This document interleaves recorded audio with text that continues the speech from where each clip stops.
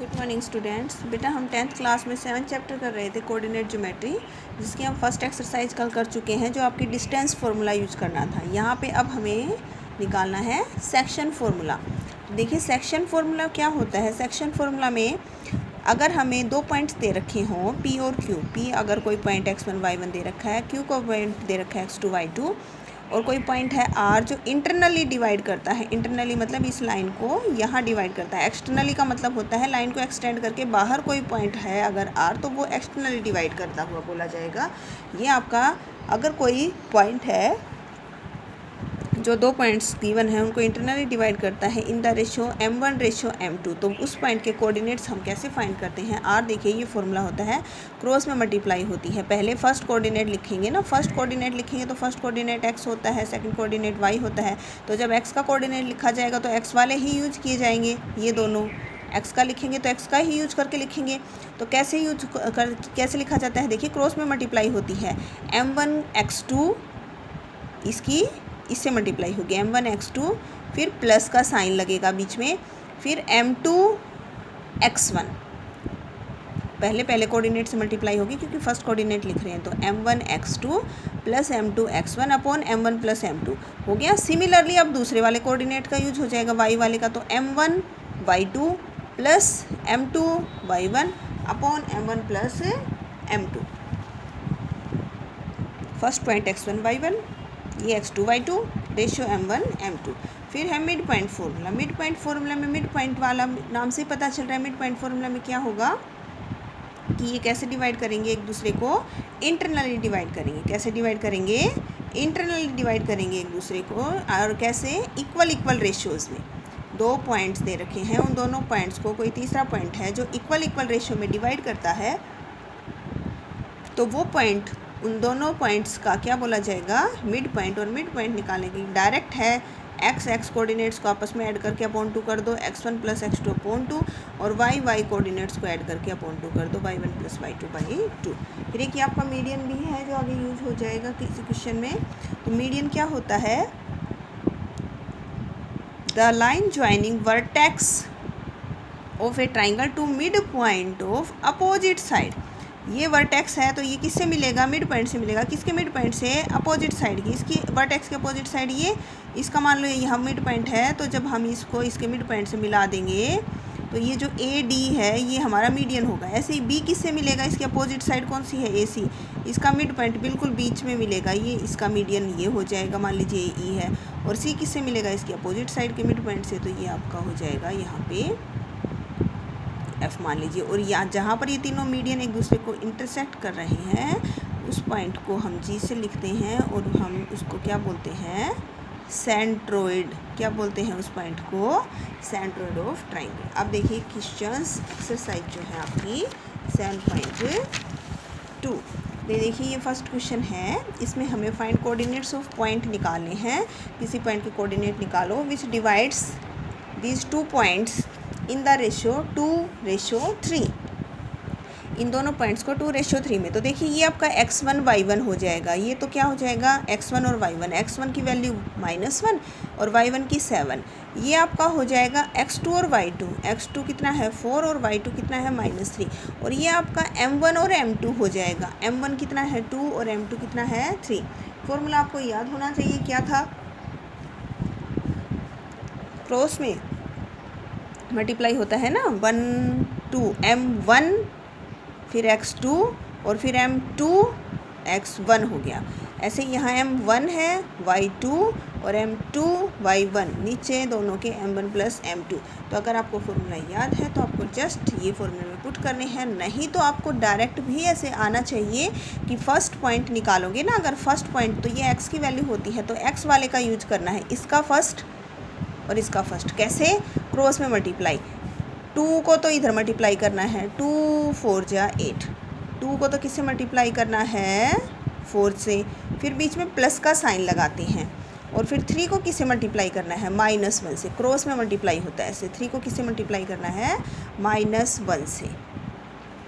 First point लिखा जा रहा हो तो केवल फर्स्ट पॉइंट का ही यूज है, सेकंड को नहीं देखना। 2 को 4 से मल्टीप्लाई करना है, प्लस का साइन लगाना है, 3 को -1 से, और अपॉन क्या होता है दोनों का सम, m1 और m2 का। 3 + 2 क्या हो जाएगा अपॉन में 5। ये आपकी वैल्यू आ गई फर्स्ट कोऑर्डिनेट की।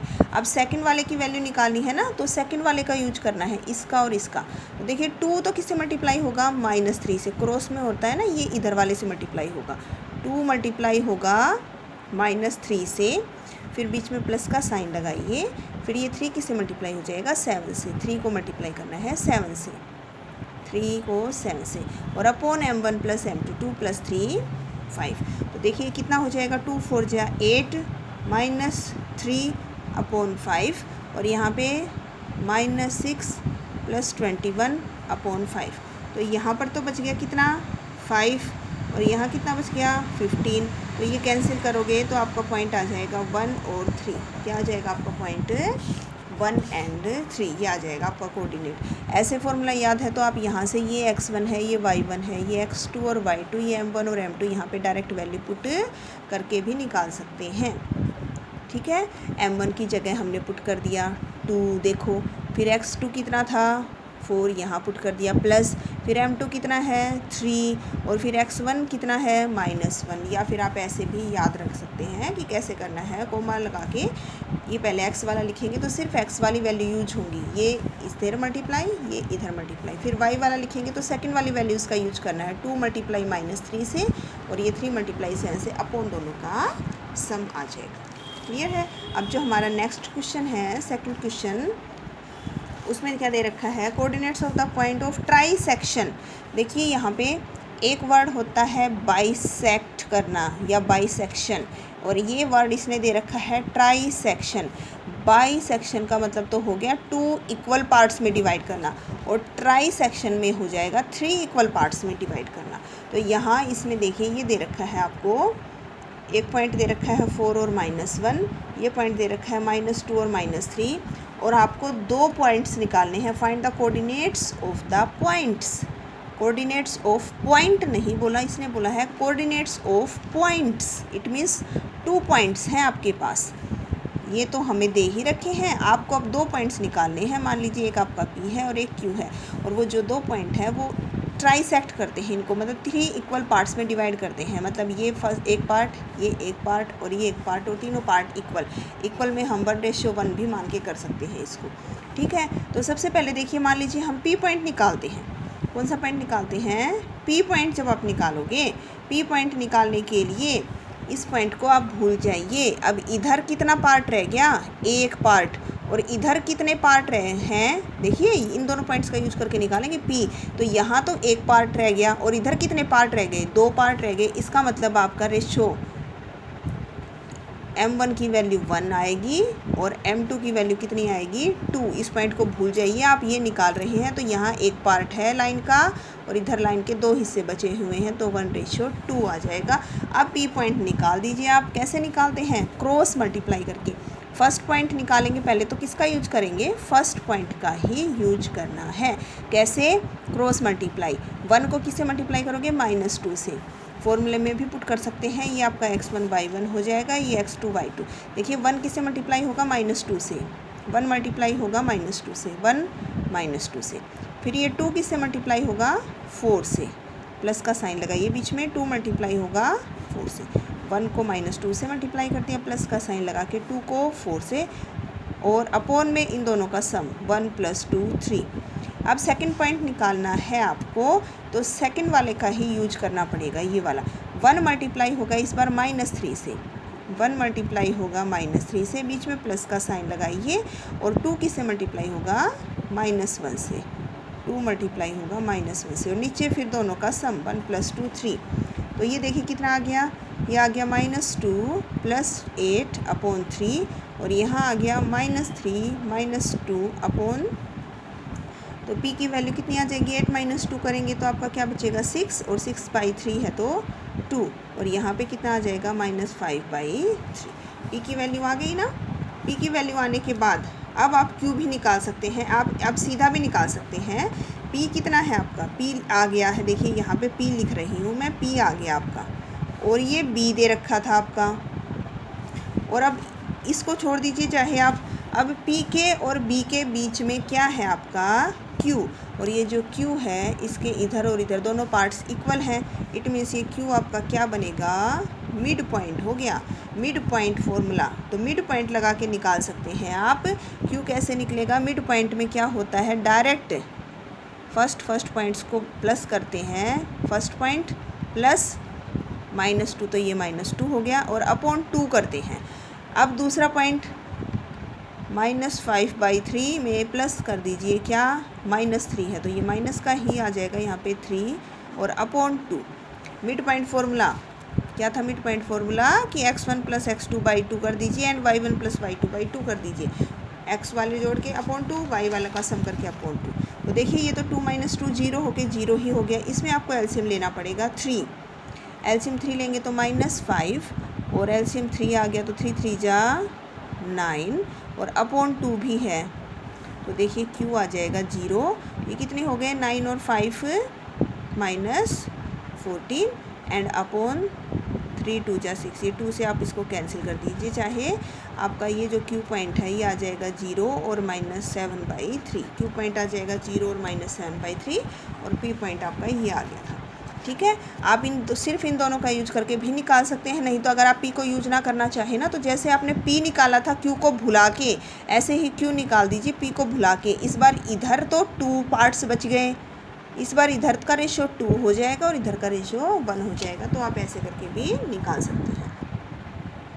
देखिए हमारा 5th क्वेश्चन जो है, इसमें हमें क्या करना था, फाइंड द रेशो निकालिए in which the line joining A and B, A और बी को मिलाकर जो लाइन आई है इस लाइन को डिवाइड करती है कौन, एक्स एक्सिस। तो हमें ये बताना है ये एक्स एक्सिस को किस रेशियो में डिवाइड करती है। तो जहाँ पर भी जिस क्वेश्चन में भी आपको फाइंड द रेशियो बोला जाए कि रेशियो निकालिए, वह आप मान लीजिए लेट रेशियो मान लीजिए कि let X axis divides A B in ratio K ratio 1। जहाँ पर भी रेशो मानना हो m1 m2 की बजाय आप के रेशो 1 मान लीजिए। ईजी हो जाता है आपका क्वेश्चन कि हम मान लेते हैं ये किस रेशो में डिवाइड करता है, इसको के रेशो 1 में। एक्स एक्सिस जो है, एक्स एक्सिस ने इस लाइन सेगमेंट ए बी को डिवाइड किया इन के रेशो 1, और मान लीजिए पॉइंट मान लीजिए एट पॉइंट सी, और डिवाइड किया के रेशो 1 में किस पॉइंट पे डिवाइड किया, सी पॉइंट पे। अब देखिए सी पॉइंट आप निकाल लीजिए। कैसे निकालते हैं हम, रेशो पता लग गया ना, के रेशो 1 है तो कोई भी पॉइंट निकालना हो तो कैसे निकालते हैं, पहले फर्स्ट कोऑर्डिनेट निकालना है तो फर्स्ट वाली वैल्यू यूज करके निकालिए। अब इसकी फर्स्ट वैल्यू 1 है, इसकी फर्स्ट वैल्यू -4, क्रॉस में मल्टीप्लाई हो गया ना, के तो किससे मल्टीप्लाई होगा, -4 से, तो कितना आएगा -4 के मल्टीप्लाई होगा -4 से, तो ये आएगा -4 के, फिर बीच में प्लस का साइन आता है।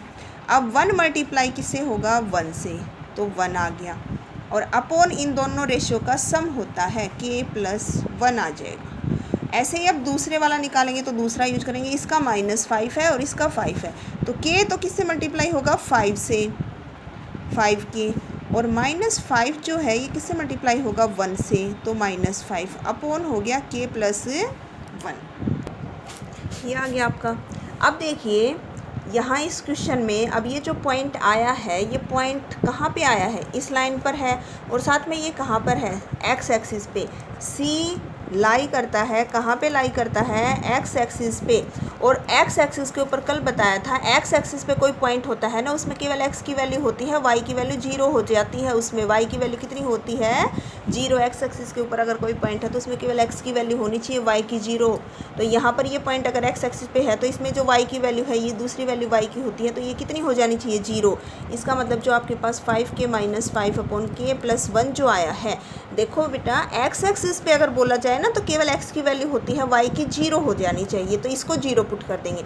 अगर यहाँ पर एक्स एक्सिस की जगह इसने वाई एक्सिस दे रखा होता तो वाई एक्सिस में केवल वाई की वैल्यू होती है, तो फिर किसको 0 होना चाहिए था, फिर इसको 0 पुट कर देते। अब देखिए इसको 0 पुट करेंगे, ये डिवाइड में है, इधर जाके मल्टीप्लाई जब आप करोगे 5k - 5 = तो फिर 0 से मल्टीप्लाई करके 0। अब देखिए इसको सोल्व कर लीजिए, -5 है, राइट हैंड साइड में जाएगा तो प्लस का 5।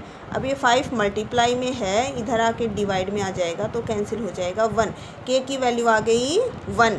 तो आपका जो रेशियो है वो रेशियो आपने माना था k रेशियो 1, तो यहाँ पर कितना आ गया, 1:1। कितना माना था आपने उसको,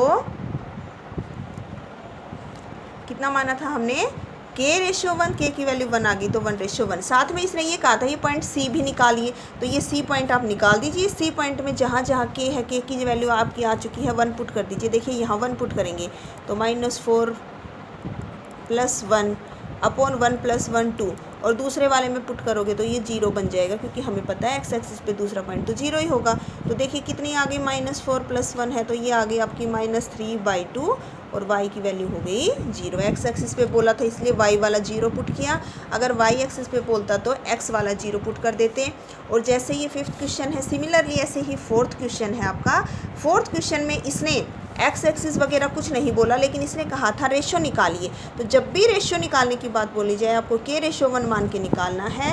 k/1 मान के ऐसे ही बिल्कुल सिमिलरली करना है, यहाँ तक k/1 मानना है। 2 पॉइंट आपको दे रखे हैं, मान लीजिए कि आपका जो पॉइंट है वो k/1 में डिवाइड करता है, तो वो पॉइंट आप निकाल लीजिए। जैसे यहाँ पर निकाला है, यहाँ हमने निकाला है, ऐसे ही निकाल लीजिए। उसने फिर वो पॉइंट दे रखा था, find the ratio in which 2 points को मिलाकर एक जो लाइन आएगी डिवाइडेड बाय, उस फिर 4th क्वेश्चन में उसने वो पॉइंट दे रखा है कि इतना ये पॉइंट है। यहाँ पर तो C पॉइंट देखो आपने निकाला था, निकालना पड़ा था आपको, यहाँ पे आपने निकाला था।